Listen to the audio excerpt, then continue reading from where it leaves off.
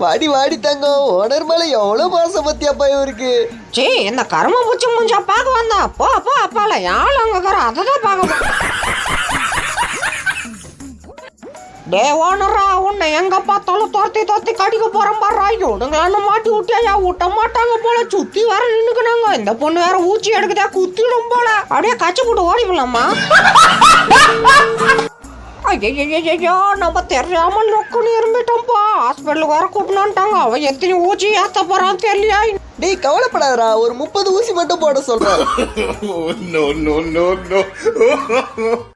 அழகே கொல்லுதே, அழகி கைத்தான் இருக்குதே. அட்டா பாவி, என்னமா பாட்டு பாண்டுக்கிற காலை பூச்சி வைக்கிறான. டாய் நகர்ந்து புறா. ஐயோ வேற டைட்டா பூச்சிட்டாலே போச்சு.